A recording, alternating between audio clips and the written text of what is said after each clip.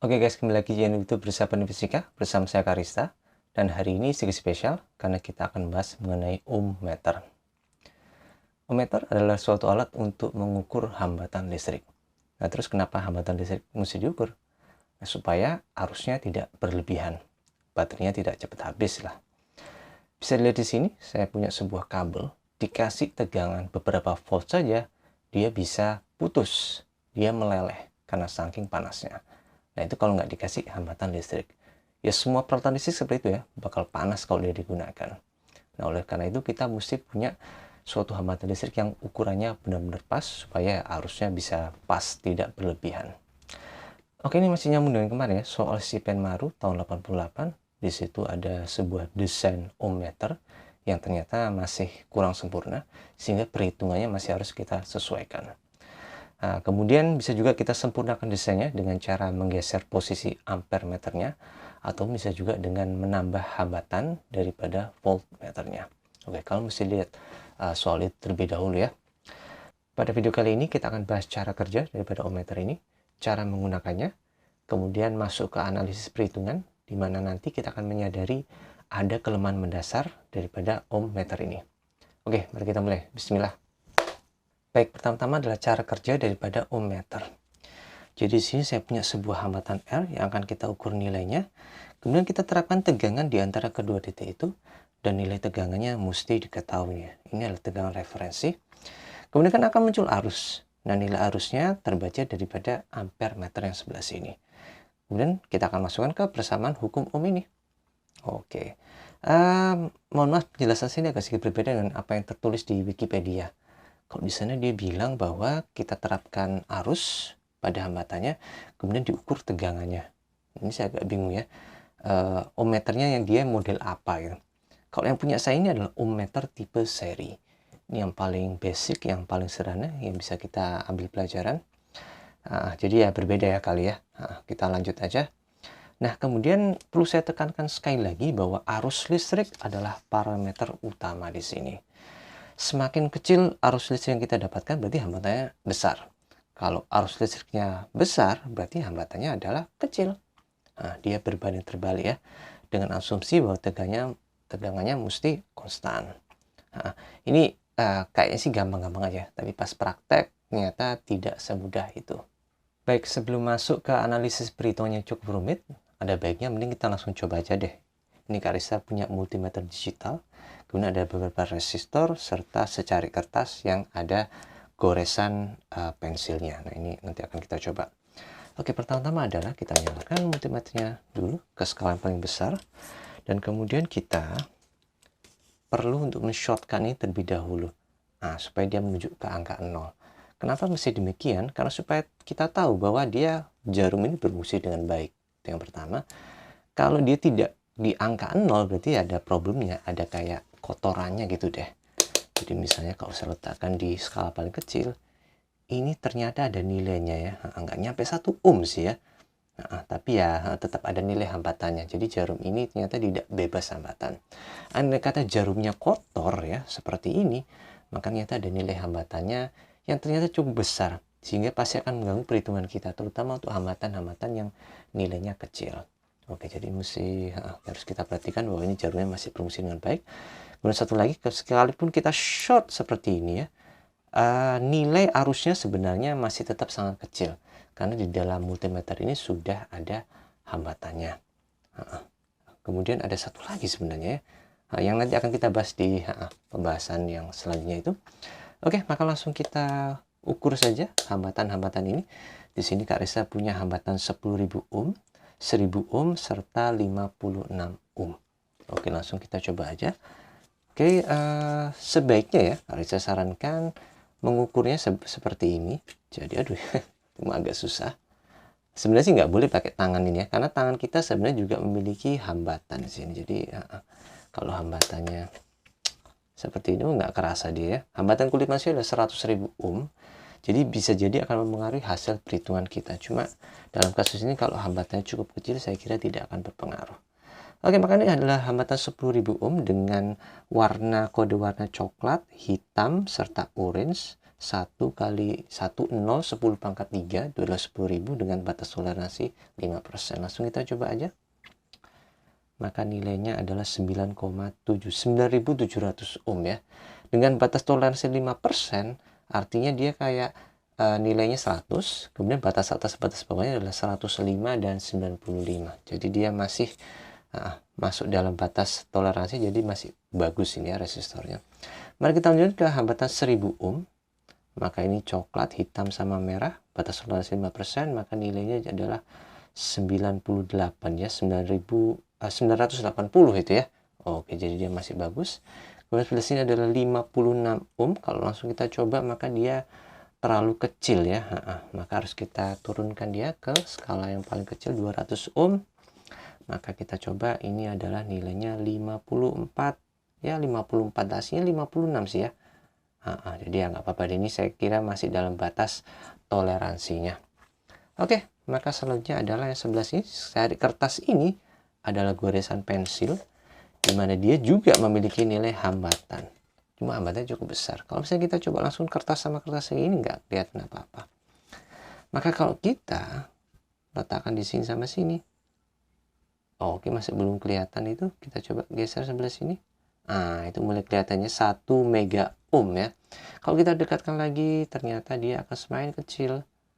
Semakin kecil dan ternyata semakin kecil. Semakin dekat, maka nilai hambatannya akan semakin kecil. Kenapa bisa demikian? Karena ini dari goresan pensil, di mana pensil itu terbuat dari grafit, dan grafit itu adalah karbon. Oke, di mana resistor ini juga di dalamnya terbuat dari karbon dan keramik ya. Jadi karbon itu bisa sebagai konduktor, juga sekaligus sebagai resistor. Oh iya, kemudian satu lagi saya lupa bahwa hambatan ini tidak boleh diukur ya di dalam rangkaian yang sedang menyala ya. Karena kalau seperti itu, maka akan ada arus lain yang diterapkan kepadanya, sehingga pasti akan mengganggu hasil pengukuran kita.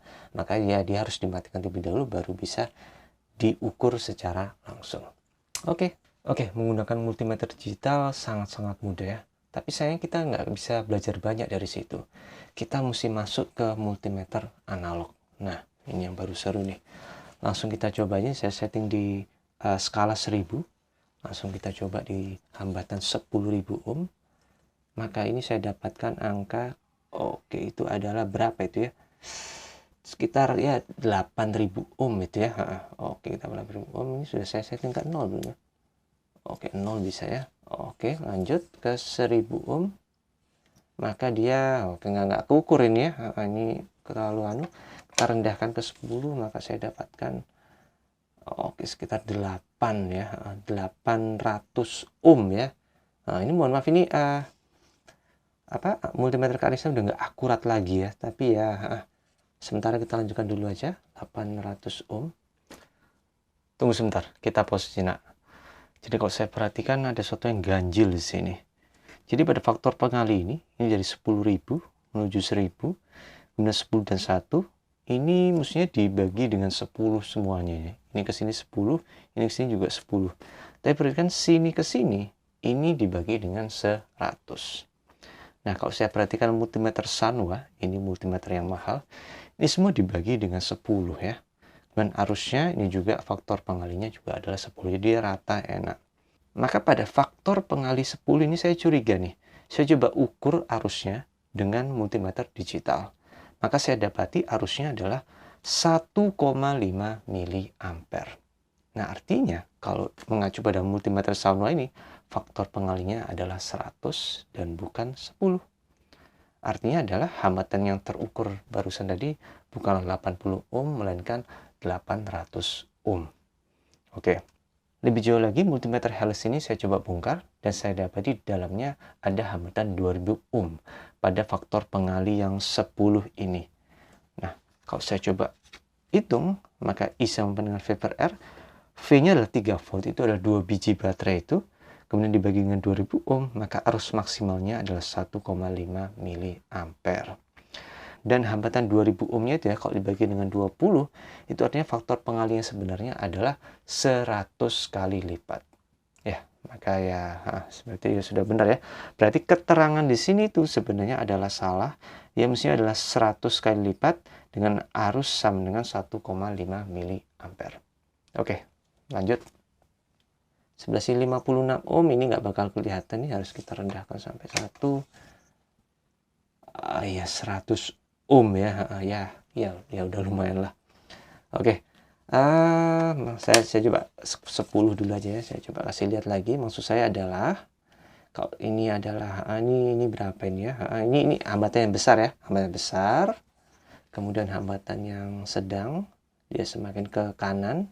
Hambatan yang kecil, dia apalagi paling pol ke kanan. Nah, maksud saya adalah semakin besar hambatannya, semakin jarumnya menyimpang ke sebelah kanan. Nah, ini aneh ini ya. Andai kata kalau kita lihat skala arusnya, semakin ke kanan, arusnya semakin besar. 0, 2, 4, 6, 8, 10 itu ya. Tapi kalau kita lihat skala hambatannya, dia justru malah terbalik. Semakin ke kanan, hambatannya semakin kecil. Nah, kenapa bisa demikian? Karena hambatan itu berbanding terbalik dengan arusnya. Oke, jikalau hambatannya besar, berarti arusnya kecil. Jikalau hambatannya kecil, berarti arus yang keluar daripada itu akan semakin besar ya.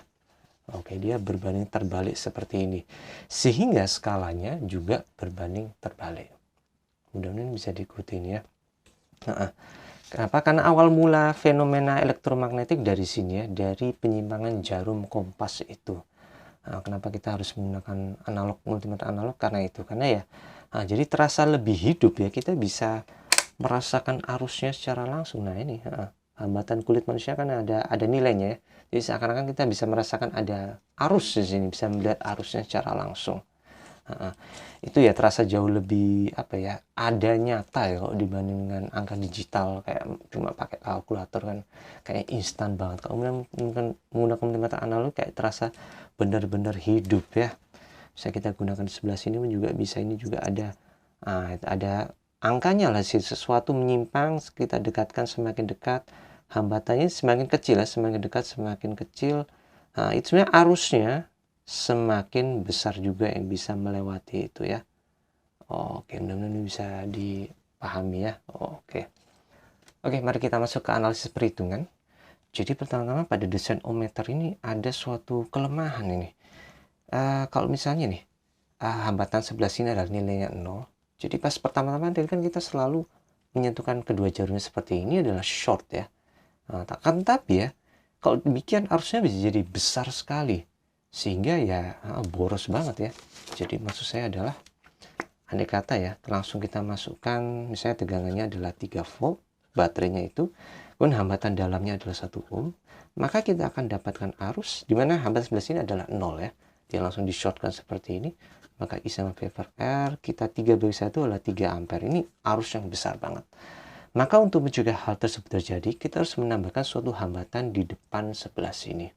Nah, fungsinya apa itu? Untuk mencegah arusnya supaya tidak terlalu besar. Dimana kita harus senantiasa meletakkan 0 ohmnya itu di awal-awal, itu supaya kita tahu batas arus maksimum. Nanti skalanya juga akan mengacu pada skala maksimum arusnya tersebut. Maka kemudian, jikalau saya ingin arus maksimalnya yang diperbolehkan dalam keadaan ini adalah misalnya dia 1 miliampere, maka saya harus meletakkan hambatan depan di sini berapa ohm. Dengan catatan ini hambatan sebelah sini adalah 0 ohm ya. Maka artinya saya butuh hambatan R sama dengan V dibagi I. Dengan tegangan misalnya 3 volt. 3 volt itu adalah 2 buah baterai ya. I-nya adalah 1 miliampere. 1 miliampere adalah 1 dibagi 1000. Maka saya butuh hambatan senilai 3000 ohm di depan sebelah sini. Seperti ini ya. Sehingga ketika hambatannya sama dengan 0, arus maksimalnya hanya sejumlah 1 miliampere. Sehingga dia aman untuk digunakan ya. Oke, ini kondisi paling awal banget. Oke, 3000 ohm. Di mana 3000 ohm ini akan saya sebut sebagai hambatan acuan. Nah, ini penting banget nih. Nanti akan kita bahas kemudian. Maka sebenarnya pada kasus kedua adalah saya akan buka hambatannya seperti ini. Ini adalah hambatan tak hingga. Jadi jarumnya saya lepaskan seperti ini sehingga arusnya adalah sama dengan 0 ya. Oke, ini nggak ada masalah sih ya. Jadi di skalanya, maka kemudian skalanya akan dimulai dari 0 sampai tak hingga. Sebentar, pertama-tama ya. arus terlebih dahulu. Arusnya akan mulai dari 0 sampai batas maksimalnya adalah 1 miliampere. Tadi sudah saya tetapkan di awal. Ini misalnya ya, 1 miliampere itu. Maka kemudian kalau saya ubah ke skala maka skalanya itu adalah dimulai dari tak hingga sampai 0. Kenapa demikian? Karena keadaan 1 miliampere itu adalah hambatan 0. Kemudian ketika keadaan arusnya sama dengan 0, itu hambatannya adalah tak hingga. Perhatikan bahwa skalanya adalah terbalik. Oke, bisa diikuti sampai sini ya. Hambatan acuannya adalah 3000 ohm.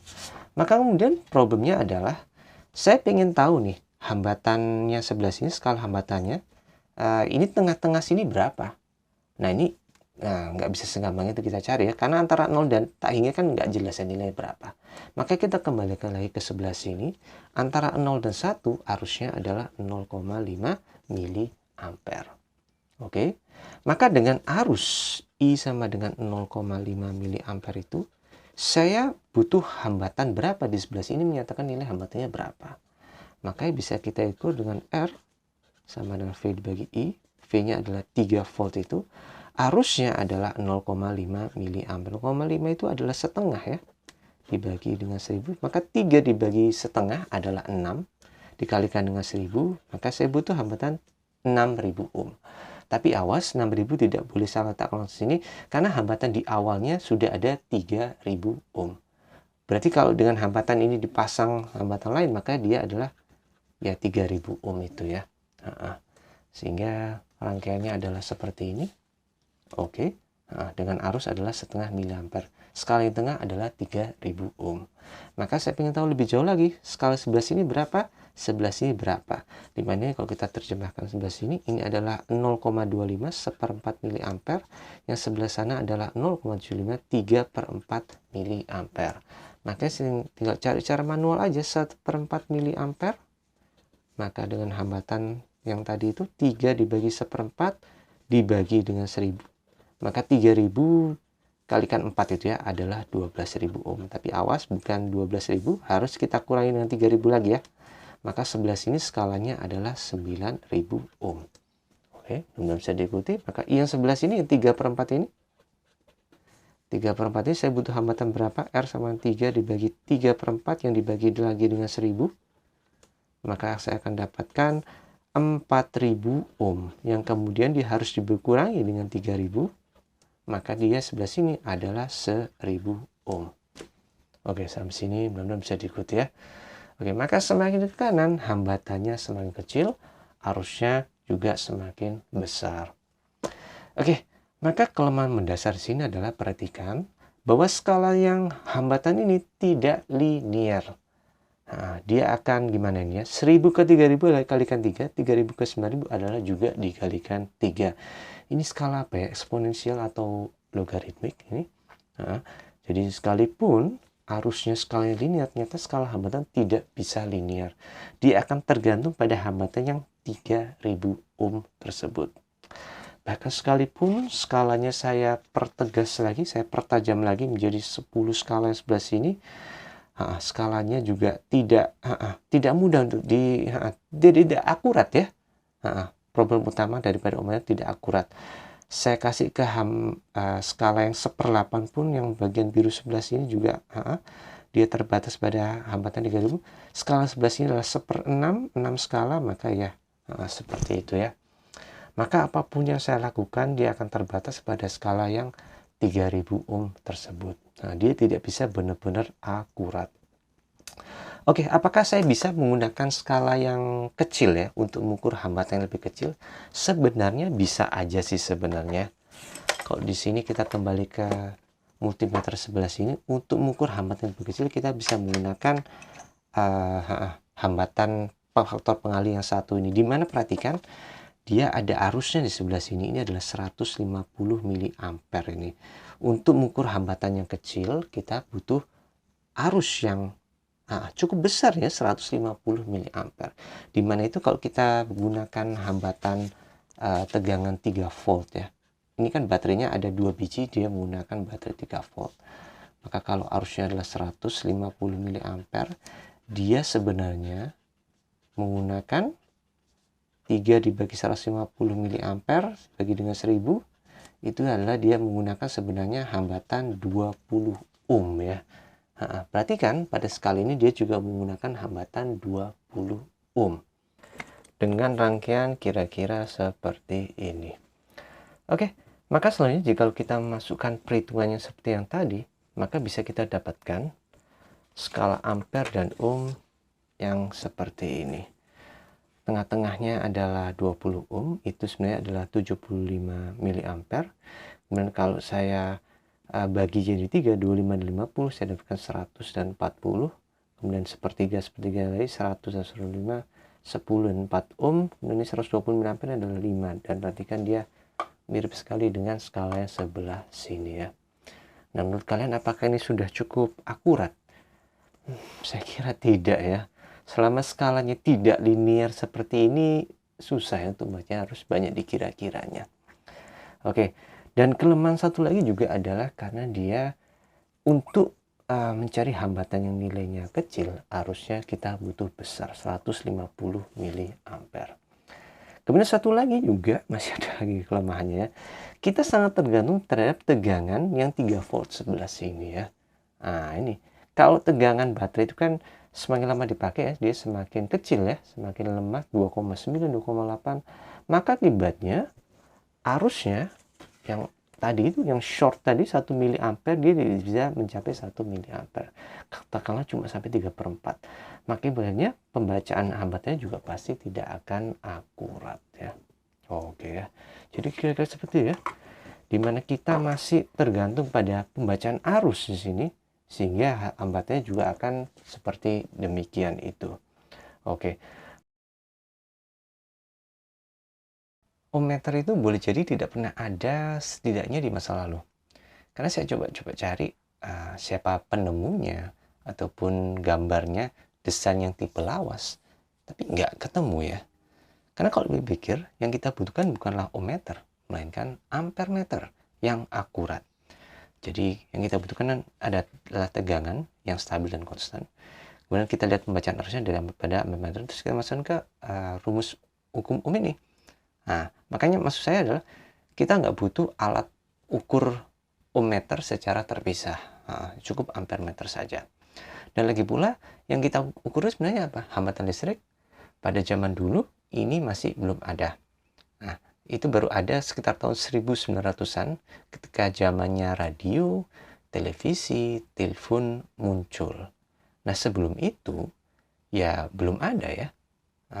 Kalau lampu pijar itu baru ada pada tahun 1880-an. Nah, sebelum itu lagi ada namanya telegraf. Nah, di mana ini adalah suatu alat untuk mengirimkan sinyal dari jarak yang sangat jauh. Jadi kita punya baterai, kemudian ini saklar, dan ini adalah ampermeter. Nah, kalau ini jarak kabelnya cukup dekat 1-2 meter, nggak ada masalah. Ampermeternya pasti akan merasakan arus daripada baterai ini.